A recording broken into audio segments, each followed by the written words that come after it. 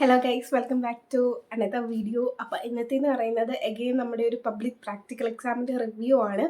അപ്പം ഇന്നത്തെ റിവ്യൂ എന്ന് പറയുന്നത് മാത്സിൻ്റെയും ബോട്ടണിയുടെ ആയിരുന്നു. ഇതോടുകൂടി നമ്മുടെ പ്രാക്ടിക്കൽ എക്സാം എല്ലാം കഴിഞ്ഞിട്ടുണ്ട്. അപ്പോൾ നമുക്ക് ഇന്നലെയായിരുന്നു എനിക്ക് മാത്സിൻ്റെ എക്സാം, എനിക്ക് അതിൻ്റെ ഡീറ്റെയിൽഡ് ആയിട്ടുള്ള ഒരു റിവ്യൂ അപ്ലോഡ് ചെയ്യാൻ പറ്റിയിട്ടുണ്ടായിരുന്നില്ല. അപ്പം ഞാൻ വിചാരിച്ചു എന്നാൽ ഇന്ന് രണ്ടും കൂടെ എടുക്കാമെന്നുള്ളതായിരുന്നു സംഭവം. അപ്പം നമുക്ക് ഫസ്റ്റ് ഇന്നലെ മാത്സ് ആയിരുന്നു. മാത്സിൻ്റെ പ്രാക്ടിക്കൽ എക്സാം ഓവറോൾ നോക്കുമ്പോൾ നല്ല സിമ്പിളായിരുന്നു. ഞാൻ ഇതുപോലെ വേറൊരു വീഡിയോ ഞാൻ പറഞ്ഞിട്ടുണ്ടായിരുന്നു, എനിക്ക് കുറച്ച് ടഫായിരുന്നു മാത്സിൻ്റെ ഈ ലാബുകളൊക്കെ പഠിക്കാനായിട്ട്. എനിക്കൊന്നും മോഡലിൽ പോലും എനിക്ക് കറക്റ്റായിട്ട് അറിയുന്നുണ്ടായിരുന്നില്ല. എനിക്ക് തോന്നുന്നു ടോട്ടൽ ഞങ്ങൾക്ക് 11-12 ലാബ് ഉണ്ടായിരുന്നു കറക്റ്റായിട്ട് പഠിക്കാനായിട്ട്. അപ്പം അതെല്ലാം ഞാൻ അത്യാവശ്യം മോഡലിന് ശേഷം നല്ല ഗ്യാപ്പ് ഉള്ളതുകൊണ്ട് സിസ്റ്റത്തിൽ തന്നെ ഞാൻ പഠിക്കുമായിരുന്നു ക്ലാസ്സൊക്കെ കണ്ടിട്ട്. പക്ഷെ പഠിച്ചപ്പം നല്ല സെറ്റായിട്ടെല്ലാം മനസ്സിലായിട്ടുണ്ടായിരുന്നു. എല്ലാം ഭയങ്കര പഠിച്ച് കഴിഞ്ഞപ്പോൾ ഭയങ്കര സിമ്പിളായിട്ടാണ് എനിക്ക് തോന്നിയിട്ടുണ്ടായിരുന്നത്. നല്ല സിമ്പിളായിട്ടുള്ള ഒരു എക്സാം ആയിരുന്നു. ആദ്യം എനിക്ക് അറിയുന്നുണ്ടായിരുന്നില്ല എങ്ങനെയാണ് നമ്മളത് ആൻസർ ഷീറ്റിൽ എഴുതേണ്ടതെന്നുള്ളത്. അതും ഞാനങ്ങനെ പഠിച്ചു. ഓവറോൾ അങ്ങനെ നല്ല സിമ്പിളായിട്ടുള്ള ഒരു എക്സാം ആയിരുന്നു മാത്സിൻ്റെ ലാബിന് എനിക്ക് ഫുൾ ഉണ്ടായിരുന്നു. കാരണം ഞാനത് എല്ലാം ലാസ്റ്റ് എല്ലാം പഠിച്ചു കഴിഞ്ഞപ്പോഴത്തേക്ക് എനിക്ക് ഭയങ്കര സിമ്പിളായിട്ടായിരുന്നു കേട്ടോ ഫീൽ ചെയ്തിട്ടുണ്ടായിരുന്നത്. നല്ലപോലെ എഴുതാൻ പറ്റുന്നുണ്ടായിരുന്നു. പിന്നെ മൗസ് കൺട്രോൾ എനിക്ക് ഭയങ്കര കുറവായിരുന്നു. ആദ്യം വന്ന ടീച്ചറായാലും നല്ല പാവമായിരുന്നു. പിന്നെ സിസ്റ്റത്തിൽ നല്ല പോലെ ആയിരുന്നു പ്രാക്ടീസ് ചെയ്തായിരുന്നു. നല്ലപോലെ എനിക്ക് സ്പീഡിലൊക്കെ ചെയ്യാൻ പറ്റിയിട്ടുണ്ടായിരുന്നത്. എല്ലാം പഠിച്ചു വന്നപ്പോൾ നല്ല സിമ്പിളായിരുന്നു. എക്സാമും നല്ല സിമ്പിളായിരുന്നു മാത്സിൻ്റെ. എനിക്ക് ചോദിച്ചിട്ടുണ്ടായിരുന്നത് ഷിഫ്റ്റിംഗ് ഓഫ് ഗ്രാഫ് ഉണ്ടായിരുന്നു, ഡൊമൈൻ ആൻഡ് റേഞ്ച് ഉണ്ടായിരുന്നു, സർക്കിൾ ആൻഡ് പരാബോള ഉണ്ടായിരുന്നു, പിന്നെ ഇൻക്രീസിങ് ആൻഡ് ഡിക്രീസിങ് ഉണ്ടായിരുന്നു, ആപ്ലിക്കേഷൻ ഓഫ് ഇൻ്റഗ്രൽസ്, പ്രോബബിലിറ്റി ആയിരുന്നു പിന്നെ ഉണ്ടായിരുന്നത്. അതിൽ പ്രോബബിലിറ്റി ഞങ്ങൾക്ക് ഇല്ല, ഞങ്ങൾ സ്കൂളിൽ ചെയ്യിച്ചിട്ടുണ്ടായിരുന്നില്ല. സോ ബാക്കി 5 ഞങ്ങൾക്ക് അറിയാവുന്നതായിരുന്നു. അതിൽ ഏറ്റവും അറിയുന്ന 4 ഞാൻ ചെയ്തിട്ടുണ്ടായിരുന്നു. ആദ്യം തന്നെ ചെയ്തിട്ടുണ്ടായിരുന്നത് ഡൊമൈൻ ആൻഡ് റേഞ്ച് ആയിരുന്നു. ഡൊമൈൻ ആൻഡ് റേഞ്ചിൽ നമുക്ക് ഒരു ഐഡിയ ഉണ്ടല്ലോ, നേരത്തെ PYQs ഞാൻ കുറേ ചെയ്തിട്ടുണ്ടായിരുന്നു. ഞാനത് പ്രീവിയസ് വീഡിയോസിലൊക്കെ അപ്ലോഡ് ചെയ്തിട്ടുണ്ടായിരുന്നു. കുറേ PYQs ചെയ്തിട്ടുണ്ടായിരുന്നു മാത്സിൻ്റെ ലാബ്. സോ എനിക്ക് ക്വസ്റ്റ്യനുമായിട്ട് എനിക്ക് നല്ല സിമിലർ ആയിട്ടുള്ള ഒരു ക്വസ്റ്റ്യൻ തന്നെയായിരുന്നു വന്നിട്ടുണ്ടായിരുന്നതും. അപ്പോൾ ആ ക്വസ്റ്റ്യനുമായിട്ട് നമ്മൾ നല്ല പ്രാക്ടീസ് ആയതുകൊണ്ട് തന്നെ നമുക്ക് പെട്ടെന്ന് ചെയ്യാൻ പറ്റുന്നുണ്ടായിരുന്നു. നല്ല സിമ്പിളായിരുന്നു ആ ക്വസ്റ്റ്യൻ വന്നിട്ട്. നോർമലി ആ സെയിം പാറ്റേണിൽ തന്നെ ആയിരിക്കുമല്ലോ ഡൊമൈൻ ആൻഡ് റേഞ്ച് കണ്ടുപിടിക്കുക. 2 ക്വസ്റ്റ്യൻ ആയിരുന്നു ഉണ്ടായിരുന്നുള്ളത് പാർട്ടായിട്ട്. നെക്സ്റ്റ് വന്ന് ഞാൻ ചെയ്തിട്ടുണ്ടായിരുന്ന ഷിഫ്റ്റിംഗ് ഓഫ് ഗ്രാഫ് ആയിരുന്നു. ഞാൻ പ്രാർത്ഥിച്ചിട്ട് കയറിയിട്ടുണ്ടായിരുന്ന ഒരു ലാബായിരുന്നു എനിക്ക് ഷിഫ്റ്റിംഗ് ഓഫ് ഗ്രാഫ് കിട്ടണമെന്നുള്ളത്. കാരണം അത് ഭയങ്കര സിമ്പിളാണ്. നമ്മൾ ആദ്യം വാല്യൂ ഫങ്ഷൻസ് കഴിഞ്ഞാൽ നെക്സ്റ്റ് വരുന്നത് ഷിഫ്റ്റിംഗ് ഓഫ് ഗ്രാഫ് അല്ലേ. നല്ല സിമ്പിളായിരുന്നു. എനിക്കത് ഭയങ്കര ഇഷ്ടമാണ് ചെയ്യാനും. ആ ഒരു എക്സ് സ്ക്വയറിൻ്റെ ഗ്രാഫൊക്കെ വരയ്ക്കാൻ ഭയങ്കര ഇഷ്ടമാണ്. സോ അതും എനിക്ക് കിട്ടണേന്ന് ഞാൻ പ്രാർത്ഥിച്ച് കയറിയിട്ടുണ്ടായിരുന്നു. സാധാരണ നമ്മളങ്ങനെ പ്രാർത്ഥിച്ചിട്ട് കയറിയത് നടക്കാറില്ല ഗൈസ്. പക്ഷെ ഇതെന്തോ നടന്നു. പക്ഷെ എനിക്കത് ഞാൻ പ്രാർത്ഥിച്ച് കയറിയിട്ടുണ്ടായിരുന്നു. സർക്കിൾ ആൻഡ് പരാബോള എനിക്ക് 100% ഉറപ്പായിരുന്നു വരുമെന്നുള്ളത്. 100% ഉറപ്പായിരുന്നു സർക്കിൾ ആൻഡ് പരാബോള കാണുമെന്നുള്ളത്.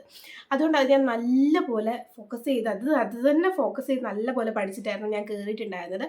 അതുകൊണ്ട് തന്നെ അതും ഞാൻ ഭയങ്കര സിമിലർ ആയിരുന്നു ആ ക്വസ്റ്റ്യനുമായിട്ട്. അതുകൊണ്ട് അതും പെട്ടെന്ന് തന്നെ ചെയ്യാൻ പറ്റിയിട്ടുണ്ടായിരുന്നു. എനിക്കെന്തോ 1.25 മണിക്കൂർ എന്തോ ബാക്കി ഉണ്ടായിരുന്നു. ഞാൻ ബാക്കി എത്രയോ കറക്റ്റ് പറഞ്ഞാൽ 1.25 മണിക്കൂർ കൊണ്ട് ഞാൻ കംപ്ലീറ്റ് ചെയ്ത് കഴിഞ്ഞു. അടുത്ത ലാബെന്ന് പറഞ്ഞു കഴിഞ്ഞാൽ ഞാൻ എടുത്തിട്ടുണ്ടായിരുന്ന ആപ്ലിക്കേഷൻ ഓഫ് ഇൻ്റഗ്രൽസ് ആയിരുന്നു. ആപ്ലിക്കേഷൻ ഓഫ് ഇൻ്റഗ്രൽസ് ആദ്യം ഞാൻ വിചാരിച്ചിട്ടുണ്ടായിരുന്നത് അത് വേണ്ടെന്നായിരുന്നു. പിന്നാണ് ഞാൻ തലേന്ന് ടീച്ചറിനോട് ചോദിച്ചിട്ടുണ്ടായിരുന്നു, ടീച്ചറെ ഇത്രയും ഞാൻ പഠിച്ചിട്ടുണ്ട്, ഇതൊക്കെ തന്നെ അല്ലായിരുന്നു. അപ്പോഴേ ടീച്ചറിന് ആപ്ലിക്കേഷൻ ഓഫ് ഇൻ്റഗ്രൽസ് കൂടെ വേണമെന്നുള്ള കാര്യം. അപ്പം ഞാൻ അതും പെട്ടെന്നായിരുന്നു ക്ലാസ്സൊക്കെ കണ്ടിട്ട് നോക്കിയിട്ടുണ്ടായിരുന്നത്. പക്ഷേ കുഴപ്പമില്ലായിരുന്നു. അത് നല്ല സിമ്പിളായിട്ട് തന്നെ എനിക്ക് ചെയ്യാൻ പറ്റിയിട്ടുണ്ടായിരുന്നു. പിന്നെ എനിക്ക് നല്ല പേടിയുണ്ടായിരുന്നു വൈവ എന്തായിരിക്കും ചോദിക്കുക, അതും മാത്സിലൊക്കെ എങ്ങനെയായിരിക്കും വരിക, നല്ല പേടിയുണ്ടായിരുന്നു. പക്ഷെ അതും കുഴപ്പമില്ലായിരുന്നു. ഓവറോൾ അങ്ങനെ നല്ല സിമ്പിളായിരുന്നു. എന്നോട് വൈവ ചോദിച്ചത് എന്താണെന്നറിയാം, ഹൈപ്പർബോളയുടെ ഇക്വേഷൻ ചോദിച്ചിട്ടുണ്ടായിരുന്നു, ദെൻ പരാബോള, എലിപ്സ് ഇതിൻ്റെയൊക്കെ ഇക്വേഷൻ ചോദിച്ചു. വീണ്ടും എന്നോട് മോഡക്സിൻ്റെ റേഞ്ചും ഡൊമൈനും എന്താണെന്ന് ചോദിച്ചിട്ടുണ്ടായിരുന്നു. പിന്നെ ചോദിച്ചിട്ടുണ്ടായിരുന്നത് -x² ഗ്രാഫ് എങ്ങനെ ഇരിക്കും, -x² ഗ്രാഫ് എങ്ങനെയാണ് ഇരിക്കുന്നത്, അതിൻ്റെ ഡൊമൈൻ ആൻഡ് റേഞ്ച് പറയാനും പറഞ്ഞിട്ടുണ്ടായിരുന്നു. അത് ഞാൻ പറഞ്ഞിട്ടുണ്ടായിരുന്നു.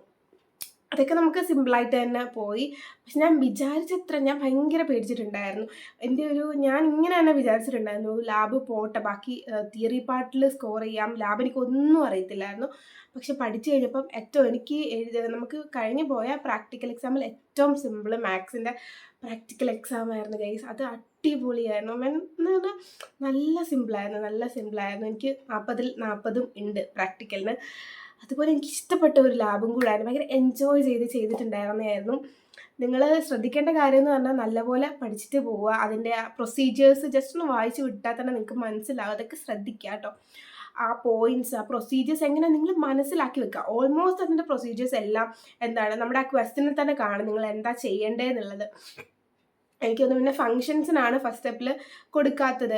ഇപ്പോൾ നമ്മളൊരു പോയിന്റ് പ്ലോട്ട് ചെയ്തിട്ട് അതിനെന്താണ് ഒരു പെർപെൻഡിക്കുലർ ആയിട്ടുള്ള ലൈൻ എന്നിട്ടല്ലേ നമ്മൾ ചെയ്യുന്നത്. അതൊക്കെയുള്ളതെന്ന് തോന്നുന്നു അങ്ങനെ പറയാത്തത്. ബാക്കി ഓൾമോസ്റ്റ് എല്ലാം ഇങ്ങനെ പറയും എന്താണ് ചെയ്യേണ്ടതെന്ന്. പ്രൊസീജിയേഴ്സ് ഓൾറെഡി ആ ക്വസ്റ്റിനിൽ തന്നെ കാണും. സോ നിങ്ങൾ എന്താണ് പ്രൊസീജിയേഴ്സ് ഒക്കെ നല്ലതായിട്ട് ഒന്നുകൂടെ പഠിച്ചിട്ട് പോയി കഴിഞ്ഞാൽ നിങ്ങൾക്ക് പക്ക കൺഫ്യൂഷൻ ഒന്നുമില്ല, നല്ലപോലെ ചെയ്യാൻ പറ്റും. പിന്നെന്താണ് ഈ വൈവ ക്വസ്റ്റനിൽ ഇതൊക്കെ ശ്രദ്ധിച്ചു പോവുക. സർക്കിൾ ആൻഡ് പരാബോള കിട്ടിയ ഒരാളാണെന്നുണ്ടെങ്കിൽ ടീച്ചേഴ്സ് ചോദിക്കാൻ ചാൻസ് ഉള്ള ആണ് ഹൈപ്പർബോളയുടെ എലിപ്സിൻ്റെ ഒക്കെ ഇക്വേഷൻസ്, ഈവൻ സർക്കിളിൻ്റെ ഇക്വേഷൻസ് ഒക്കെ തന്നെ ചോദിക്കാൻ ചാൻസ് ഉണ്ട്. എന്നോട് ടീച്ചർ ചോദിച്ചിട്ടുണ്ടായിരുന്നു സെൻറ്റർ എന്താണ് 0 വരുന്ന എന്താണ് അതിൻ്റെ ഒരു സർക്കിളിൻ്റെ ഇക്വേഷൻ പറയാനും ചോദിച്ചിട്ടുണ്ടായിരുന്നു. അതൊക്കെ ചോദിച്ചു. ഓവറോൾ ഭയങ്കര സിമ്പിളായിരുന്നു. നിങ്ങൾ ഈ ഇക്വേഷൻസ് ഒക്കെ ഒന്ന് നോക്കിയിട്ട് പോവുക. എന്താണ് ഷിഫ്റ്റിംഗ് ഓഫ് ഗ്രാഫിലായാലും നോർമലി ചോദിക്കാൻ ചാൻസ് ഉള്ള കുറച്ച് വൈവ ക്വസ്റ്റ്യൻസ് ആണ് ഇതൊക്കെ. ഈ ഗ്രാഫിൻ്റെ ഒക്കെ ഡൊമൈൻ ആൻഡ് റേഞ്ച് ചോദിക്കാൻ നല്ല ചാൻസ് ഉണ്ട്. പിന്നെ ഇക്വേഷൻസ് ഒക്കെ നല്ലപോലെ ഒന്ന് നോക്കിയിട്ട് പോവുക. പിന്നെ പ്രൊസീജിയേഴ്സ് ഒക്കെ വായിച്ചു വിട്ടാൽ മതി. നല്ല സിമ്പിളായിട്ട് തന്നെ നിങ്ങൾക്ക് പഠിക്കാൻ പറ്റും. സോ നിങ്ങളുടെ ലാബൊക്കെ ഇതുവരെയായിട്ടും കഴിഞ്ഞില്ല, നിങ്ങൾക്കിപ്പോൾ കാര്യമായിട്ട് അറിയുന്നില്ല എന്നുണ്ടെങ്കിൽ ഞാൻ കുറച്ച് യൂട്യൂബ് ക്ലാസ്സസ് സജസ്റ്റ് ചെയ്യാം. ഞാൻ ആ ക്ലാസ്സൊക്കെ കണ്ടിട്ടായിരുന്നു പഠിച്ചിട്ടുണ്ടായിരുന്നത്. എനിക്കും കംപ്ലീറ്റ് ആയിട്ട് അറിയുന്നുണ്ടായിരുന്നില്ല മാത്സ് ലാബ്. ഞാൻ ഈ ക്ലാസ്സൊക്കെ കണ്ടിട്ടായിരുന്നു പഠിച്ചിട്ടുണ്ടായിരുന്നത്. എക്സാമിനിൻ്റെ അലൻസാൻ്റെ ക്ലാസ് ഞാൻ കണ്ടിട്ടുണ്ടായിരുന്നു. അത് നല്ലപോലെ തന്നെ മനസ്സിലാവുന്നുണ്ട്. എജുപോർട്ടിൻ്റെ ക്ലാസ്സും കണ്ടിട്ടുണ്ടായിരുന്നു. എജുപോർട്ടിൻ്റെ പിന്നെ പൈറേറ്റ്സ് ലേണിംഗ് അക്കാഡമി എന്ന് പറഞ്ഞ ഒരു ക്ലാസ്സും ഒരു യൂട്യൂബ് ചാനലിൻ്റെ ക്ലാസ്സും ഞാൻ കണ്ടിട്ടുണ്ടായിരുന്നു. ഇത് മൂന്നും നല്ലതാണ് കേട്ടോ, നല്ലതാണ്. PYQs ഒക്കെ ചെയ്യിപ്പിക്കുന്നുണ്ട്. നമുക്ക് എന്താണ് നല്ലപോലെ മനസ്സിലാകുകയൊക്കെ ചെയ്യുന്നുണ്ട്. ഓവറോൾ നിങ്ങൾ പേടിക്കല് കേട്ടോ, ടെൻഷൻ അടിക്കല്. കാരണം നല്ല സിമ്പിളായിരിക്കും മാത്സിൻ്റെയൊക്കെ ലാബ് എന്ന് പറയുന്നത്. ടെൻഷൻ അടിക്കാതെ കാമായിട്ട് പോയിരുന്ന് അറ്റൻഡ് ചെയ്താൽ മാത്രം മതി. അപ്പോൾ ഓക്കെ, ബൈ.